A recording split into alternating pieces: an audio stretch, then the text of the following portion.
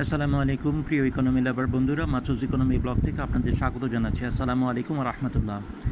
কালের কণ্ঠের কাছে কৃতজ্ঞতা প্রকাশ করছি। কালের কণ্ঠে প্রকাশিত সংবাদ অনুযায়ী আজকে ডিআইটিএফ থেকে বাংলাদেশের যে আন্তর্জাতিক ঢাকা ইন্টারন্যাশনাল ট্রেড ফেয়ার ছিল, সেটার নাম ডিআইটিএফ থেকে ডিটিএফ অর্থাৎ ঢাকা ট্রেড ফেয়ার করা হয়েছে। আসলে এটি আন্তর্জাতিক কবে ছিল ঠিক আমাদেরও মনে পড়তেছে না। যাই হোক, নাম পরিবর্তন একটা ভালো জিনিস, সত্য কথাটা বের হয়ে আসবে। আমরা কালের কণ্ঠ থেকে এই জিনিসটা জানতে পারতেছি যে আগস্টের 17 দিনের রেমিটেন্স এসেছে $1424 মিলিয়ন। যারা বাংলাদেশে রেমিটেন্স পাঠাচ্ছেন বৈধ পথে এবং বৈধ পথে, তাদের কাছে কৃতজ্ঞতা প্রকাশ করতেছি। বাংলাদেশ আপনাদের কাছে কৃতজ্ঞ। আর কেউ করুক বা না করুক, মাসুজ ইকোনমি ব্লগ থেকে এতটুকু বলতেছি, বাংলাদেশ আপনাদের কাছে কৃতজ্ঞ। আল্লাহ তাআলা আপনাদের ভালো রাখুন, আমিন। কালের কণ্ঠ থেকে অর্থনীতি বিষয়ে সংযুক্ত না, তবু একটা জিনিসের কথা বলতেছি। 4টি রেলওয়ে হাসপাতাল সবার জন্য উন্মুক্ত করে দেওয়া হয়েছে। 4টি রেলওয়ে হাসপাতাল সবার জন্য উন্মুক্ত করে দেওয়া হয়েছে। বাংলাদেশ রেলওয়েকেও ধন্যবাদ জানাচ্ছি, আলহামদুলিল্লাহ। বণিক বার্তার সৌজন্যে আজকে জানতে পাচ্ছি ব্যাংক খাতের তারল্য পরিস্থিতি আরও নাজুক। ব্যাংক খাতের তারল্য পরিস্থিতি আরও নাজুক। এই ক্ষেত্রে বাংলাদেশ ব্যাংকের উচিত হবে না দুর্বল ব্যাংকগুলিকে মাসের পর মাস, বছরের পর বছর টাকা সাপ্লাই দিয়ে যাওয়া। সেই টাকাগুলিও খেলাপি হয়ে যাচ্ছে। এই জিনিসটা বাংলাদেশ ব্যাংকের বিশেষভাবে বিবেচনা করা উচিত। ট্যারিফ কমিশনের প্রতিবেদন বণিক বার্তা থেকে জানতে পাচ্ছি ভোজ্য তেল বিক্রি হচ্ছে কেজিতে।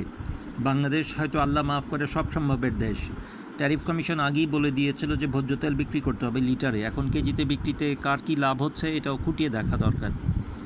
আজকের পত্রিকার বিবরণ দিয়ে জানাচ্ছি এনবিআর কর্মকর্তার কাণ্ড। কৃত্রিম অঙ্গের ঘোষণা দিয়ে 450 টন গয়না আমদানি।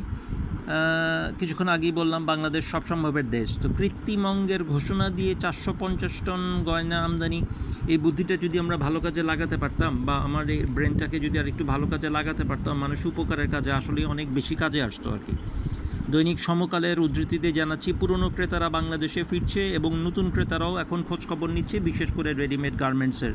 আলহামদুলিল্লাহ, এটা একটা শুভ দিক। আল্লাহর কাছে শুকরিয়া আদায় করতে থাকি। নতুবা আল্লাহ তাআলা যদি আবার নতুন করে কোনো রকম আযাব চাপিয়ে দেন, কোনো ট্যারিফ বা ট্যাক্স চাপিয়ে দেন, তাহলে আমাদের জন্য অর্থনীতি আরও খারাপের দিকে যেতে পারে। যেহেতু পুরনো ক্রেতারা ফেরত আসতেছে এবং নতুন ক্রেতারা খোঁজখবর নিচ্ছে, আশা রাখি আস্তে আস্তে গার্মেন্টস সেক্টর উন্নতির দিকে যাবে। মাননীয় সরকারের কাছে বিনীত আবেদন যে তাদেরকে গ্যাস সংকট বা বিদ্যুৎ সংকটের একটা সুরাহা করা দরকার। সমকাল পত্রিকায় এক সাক্ষাৎকারে শরীফ জামিল সাহেব বলেছেন, সর্ষের ভিতর ভূত তাড়াতে না পারলে পাথর লুট বন্ধ হবে না। উনি একজন পরিবেশ বিশেষজ্ঞ। আমাদের কথা হচ্ছে ভূত বিভিন্ন রকমের হচ্ছে আর কি। ভূত বিভিন্ন সরকারের সময় বিভিন্ন রকমের ভূত আসতেছে। এত ভূত তাড়ানো কীভাবে যে সম্ভব তা আমরা নিজেরাও বুঝতেছি না। সালাম সবাইকে, আসসালামু আলাইকুম রহমতুল্লাহ।